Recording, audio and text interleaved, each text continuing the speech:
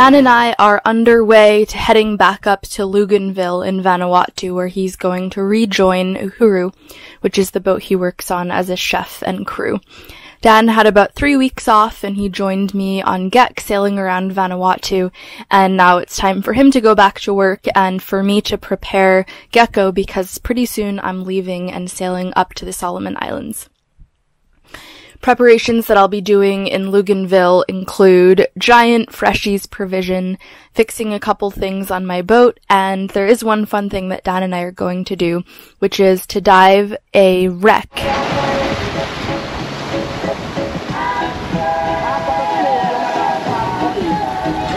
Ooh.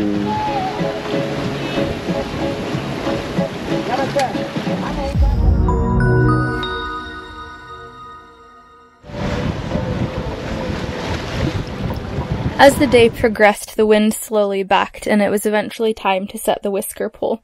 If you guys have been watching my previous episodes, you'll remember one where I made this setup for my whisker pole so that I could set it up completely on my own. And even though I had Dan on board, I don't usually, so I wanted to give it a try. First sea trial of the new whisker pole setup. So basically, what I did was I measured out a foreline and an aft line for the whisker pole to the exact length that they need to be, so that I can set everything up with the whisker pole very nicely lying on the deck where it's in control. And then all I have to do is raise it up, and once it's at the correct height, it's already made off fore and aft, so that when I'm setting it in rolly seas, it's not slamming around in the rigging. If you have another person, you can have them controlling the aft line and make it all nice and smooth, but because I sail solo all the time except for these 3 weeks, it's very important for me to have a setup that I can do on my own. It was a great success. It made such a difference for the whisker pole. Oh my gosh, I can't believe I didn't do this sooner. Super recommend this to any of you guys who sail solo, doing a similar thing for your whisker pole setup. It's going to revolutionize your lives. And even if you sail with crew, it still makes it safer and easier if you just kind of pre-measure everything out. Something I've found with solo sailing is that it has turned me into someone who tries to make everything as simple as possible with as few lines and as few steps as I can, because it's just that much easier to do alone. But I think a lot of these things can be translated into boats with more crew, because it's still making it simpler and safer, and we like simple and safe when we're sailing. Okay, we've just arrived, picked up a mooring after it was a pretty nice sail as far as sails go. And obviously the first thing that happens when you arrive on a nice easy mooring is something breaks.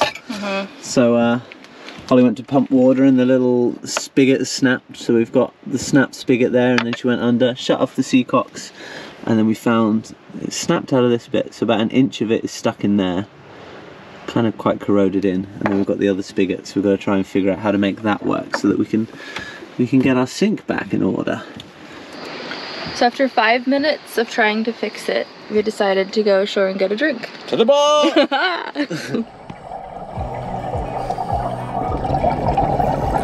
According to UNESCO, the President Coolidge is the largest, most accessible wreck dive in the world. The ship was built in 1931 and was initially used as a passenger carrier. However, during World War II, the ship was used by the Navy and taken from Honolulu to Manila. In October of 1942, the ship was approaching Luganville Harbor. It was nighttime, and the captain was informed that there were numerous mines throughout the entire harbor. The pilot, who knew the locations of the mines, wasn't around until the next day, so the captain was faced with a terrible choice: stay outside and risk attack by submarine, or go into the harbor and risk hitting a mine. He chose to go into the harbor, where the ship hit a mine and sank. However, nearly all of the 5,000 officers and men on board were saved. The dive tour we took swam us through the hold of the ship. We pulled ourselves through holes barely big enough for a person in a scuba tank. We swam through a hold that had once stored Land Rovers in wooden crates. The crates have long since disintegrated, and now the Land Rovers are stacked on top of each other where they fell. We swam through one of the bathrooms, where we saw rows of toilets and shower heads. Old guns covered in coral and rust lie around the ship for divers to handle and play with, and if you swim through the infirmary, you can still see the bottles of medicine that the doctor used. It's amazing and beautiful that people don't take these treasures home, because I can see how tempting it would be Instead, the ship is like a giant playground or a lending library for anyone who wants to go explore, touch, and then respectfully put back.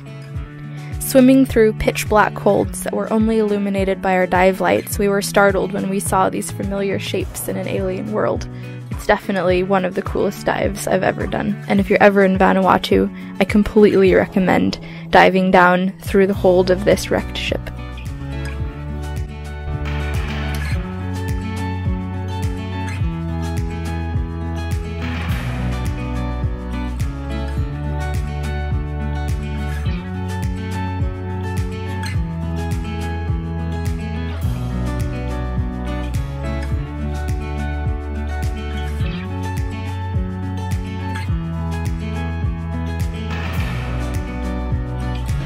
So we are going into town to get some provisions, fill the diesel, fill the propane, and we're also going to hit the hardware store and see if we can find some sort of a replacement for the saltwater pump, as well as some crush washers for that oil thing on the engine. Uhuru is right there, so we're going to take their tender because town is way over there. It's about 1.5 miles across the way, and it does get choppy in the middle. So this is diesel jerry to fill, propane tank to fill. I'm on a mooring right now. I am in almost 100 feet of water, and I'm this close to shore. It's pretty cool. That's the dive boat that we went out on this morning.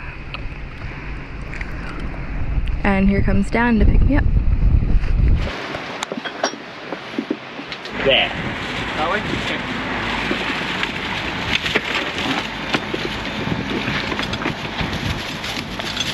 Alright, so I wasn't able to find anything to replace the hose for the saltwater pump in town, so what I've done is just taken it apart, and it's actually a little bit more complicated than I thought, but I'm going to use some JB Weld to make up for the parts that maybe got a little bit destroyed in the taking apart of the thing. So this is the bit. I finally got this guy free from it. It has this stopper.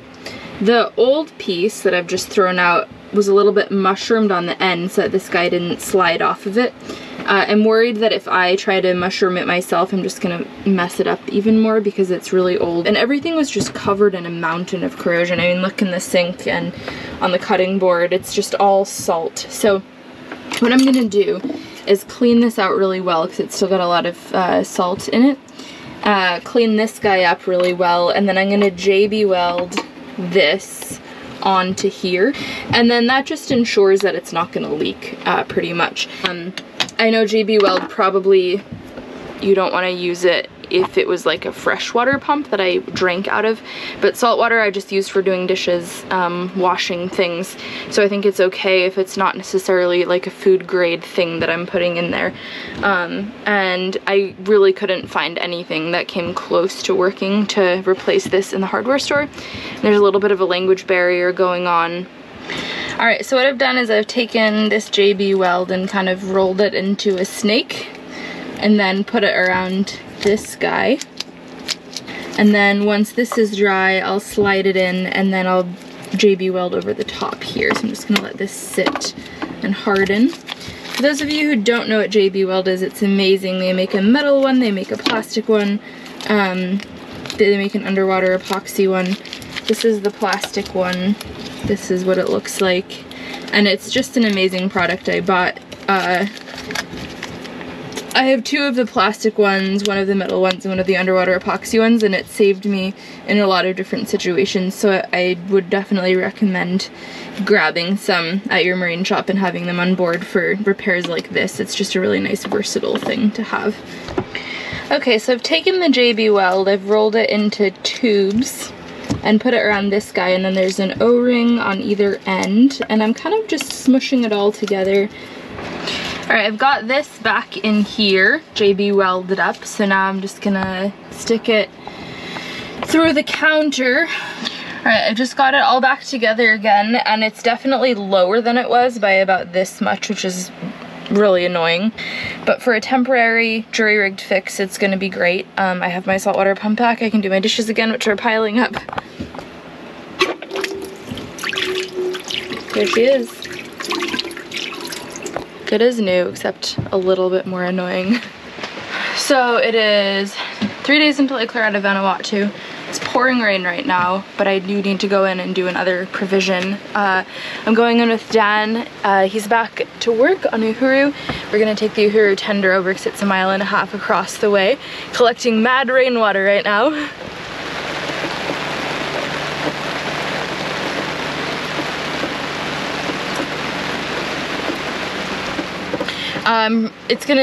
We're just gonna get soaked because it has been raining for about 20 hours at this point. So I'm wearing a water top sun shirt with a bikini top under it, and I have my dry bag as a backpack. And I'm just prepared to get fully soaked.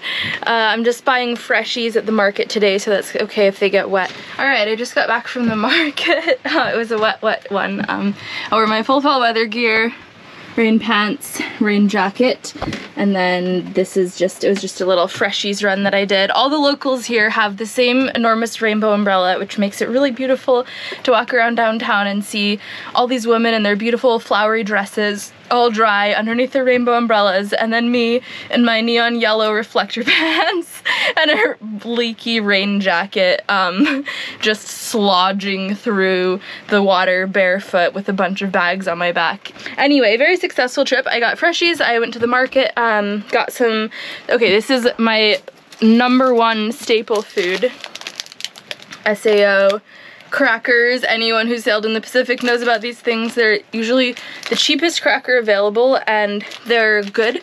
They're not so good that you'll eat a bunch, but they're good enough that you can eat like 3 and then you feel more full, and they're my favorite thing to eat at sea. So I'm getting pretty ready to leave for the Solomons now in a couple days. Rain catcher is still catching rain, but it's not going to fill the tanks, so there's a place where I can get well water on shore, so I'll do that tomorrow. But I'll let the tanks fill as much as they can in this rain because it just makes it fewer jerrys that I need to lug around. Alright, here are some of the things I bought at the market. Bok choy, always a beautiful thing to buy. Very cheap. This is $1 for all of these, and they last decently well out of the fridge. Then I bought these tomatoes. These are $1.50 per bag. I'm gonna take them out of their plastic bags and put them in a bowl because otherwise they'll just stew in their own juices. And then this I did not buy at the market, but it just looked really strange and exciting, so I thought I would try them. It looks like spicy prawn things, so that's gonna be my reward. And then here we have the money. Important. The bag that I didn't use. This coffee, very mysterious, very exciting. Bananas, which I'm gonna leave outside because they ripen all the other fruit. Cabbage. Aubergine. These things are great. They last ages out of the fridge. It's probably the #1 vegetable. These will last at least 2 weeks non-refrigerated, which is very cool, and they're really cheap. It was $1.50 for 3 of these. And the beautiful thing about all of these market foods is that they're all just locally grown.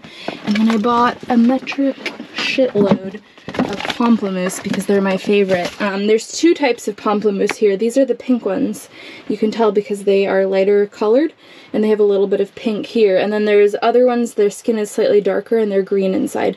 The pink ones are usually sweeter. I like them both, but this is what they had today. So I sort of, I'm non-biased. Just a bunch of those and that's it. Dan's helping me out by rowing ashore with the jerrys to fill them with the well water that they have on tap at this little dock. It's rained so much in the past 24 hours that the back tank, which is 25 gallons, I just stuck the rain collector hose directly into it, and I woke up this morning and the back tank was completely full, which is very cool. Dan's just taken off with jerrys to fill them up so we can fill the front tank because that's pretty much completely empty too. And I don't know, right now I'm in a place where I can get water, so I want to just fill up. I don't know how much more the rain's gonna do, but now the rain catcher doesn't go directly into the front tank, which means that I'm filling up buckets 5 gallons at a time. So overnight all I'll collect is 5 gallons unless I trade out the bucket in the middle of the night, which I'm not gonna do.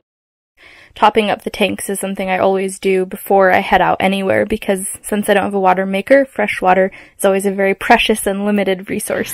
So I have this sort of a chronic oil leak in my engine that I've been trying to diagnose, and wow, there's so many flies.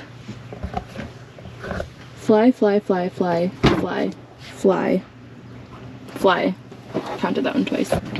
There are 3 bronze, brass, copper, whatever, like the shiny pink one. Copper.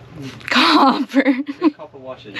There are 3 copper washers, which are called crush washers, and you put them between, particularly on engines like motorcycles, cars, boats, guns. I've been on a lot of forums doing a lot of research, and they crush down because the copper is soft. It kind of squishes and conforms to the shape of the 2 things you're squishing together.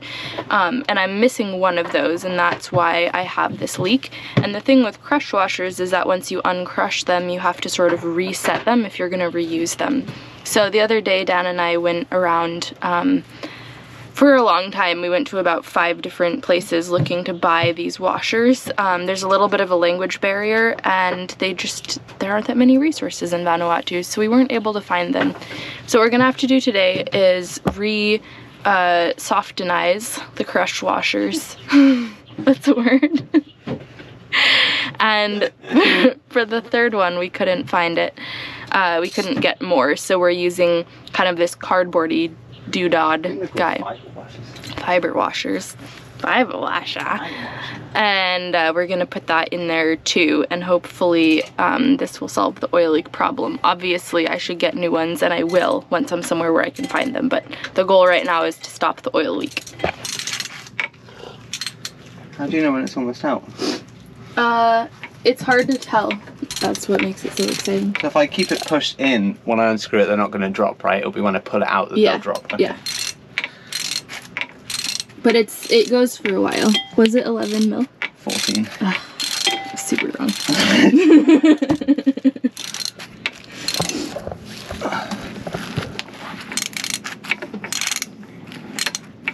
So the leak is on the oil pressure gauge thing, which I don't have on my boat, but the attachment is there.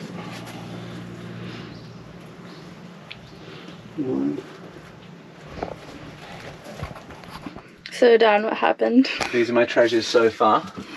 I dropped a washer into the bilge, which is filled with oil, and we don't know how to get a spare one, so I'm fishing, but so far I've found 3 washers that aren't the one I've lost. It's like an archaeological dig. So just stick my hand down the side here, the whole fist, and then I finger around in the inch deep oil water until my fingers grasp something, and then I'm like, ooh, what be this? And out comes my oily hand.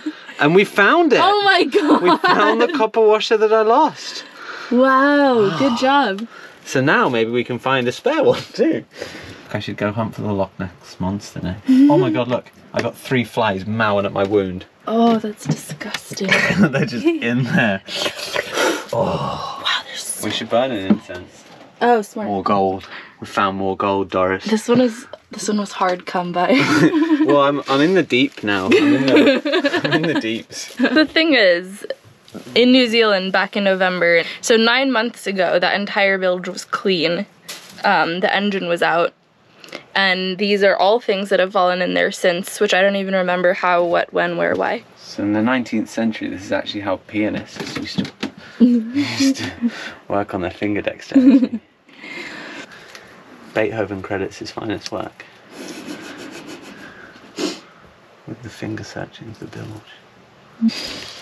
Where are all those washers from? I don't know. They're all different too. Like this one, super mystery. But also yeah, that's the one that scares me the most. If it's a crush washer, should it not be? It's definitely got red on it. Yeah. So other alternatives to using the actual crush washer would be if we had some sort of a sheet of copper or aluminum or soft metal that we could punch things out of, but we don't have any of that. Cardboard stock was suggested to us, but it kind of disintegrated and a little bit of it got into the oil thing, which isn't good. My brother also said aluminum foil could work, but I'm worried it's gonna do the same thing. unless you get really good quality stuff. But I also don't want to risk getting anything bad into the oil. So we're kind of back with 2 washers, which is what we started with. Drill out the fiber one. Yeah, maybe we'll try the fiber one again, but we put it between the head of the bolt and the first banjo fitting. And my brother said that's the only place you don't want to put it, because as you turn the bolt it'll tear, which is exactly what happened. He said put it somewhere between 2 things that are static, so that's what we'll do. We'll put it in the middle this time. So to refresh the copper washers, what my brother said was that you take a piece of wire, wrap it around the copper washer to hold it, and then you take a blowtorch and you blowtorch it until it's glowing, and then you dip it into cold water, and that should sort of reform the shape of it. So that's what we're gonna do now to try to get this super squished one re-squishable.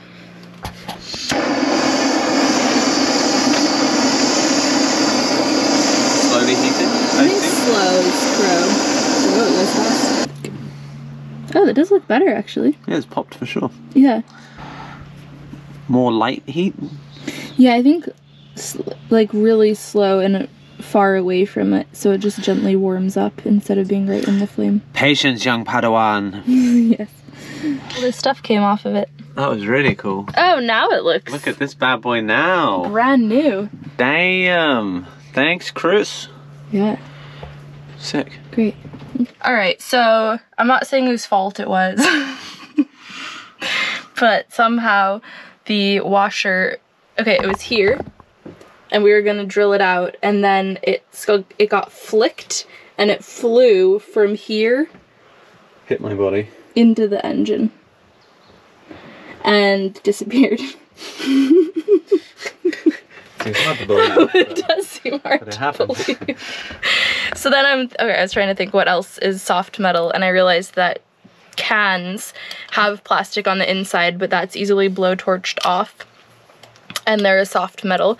So I just bought these little cans of passion fruit pulp at the store yesterday when I was provisioning, and I thought the lid of this could be perfect if we take it, drill it out, blowtorch the plastic off, and then we'll just make a drink with passion fruit pulp and shake it up in some water and have a yummy refreshment as well. This pulping, darling? The most delicious solution to our problems. Oh, this sounds really gross.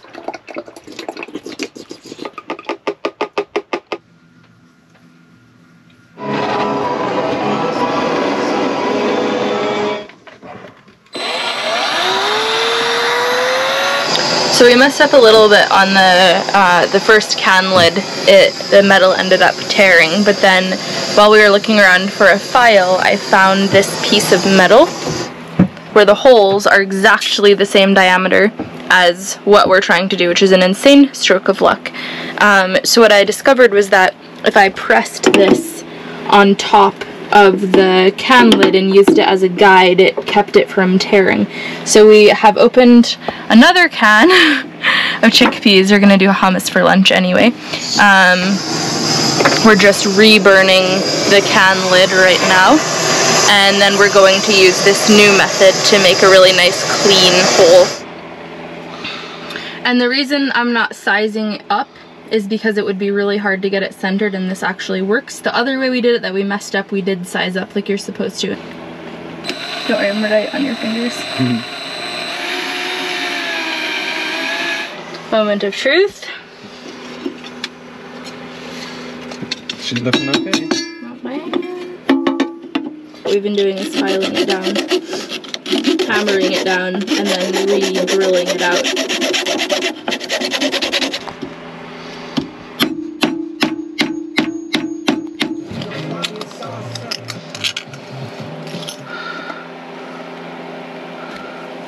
Pretty tight fit, but good. So without pointing any blame, I have been the one to drop the washers in the oil. So Holly is now responsible for putting the washer back into the very finicky little part. It's deep inside the engine, deep in the engine, yeah, and you have to balance the washer on the end of your finger until that's through to then thread it on. So pretty precarious. I think she's going to swim.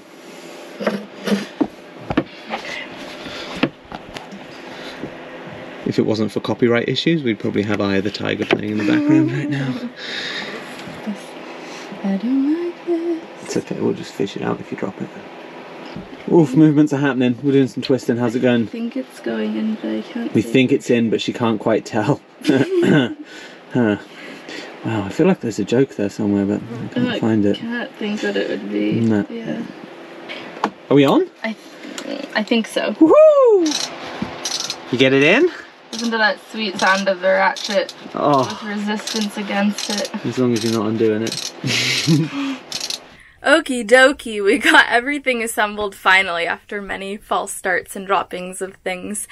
And this is sort of a several days later update. The engine, it does still leak because obviously a tin can isn't the perfect fix, but it leaks a lot less. And I think this fix is going to be okay until I can find the proper crush washer. I'm just gonna have to keep a really close eye on the oil. If I'm motoring for more than an hour or two, I'll turn off the engine and check the oil levels, because the worst thing would be to run out of oil. But I think if I'm super careful and start to pay attention to how much it's leaking, then it's just a matter of, it's basically like continually doing an oil change, and the only annoying thing is mopping all that oil up from under the engine. But honestly, at this stage, there's absolutely nothing I can do. I cannot find a crush washer anywhere in Vanuatu.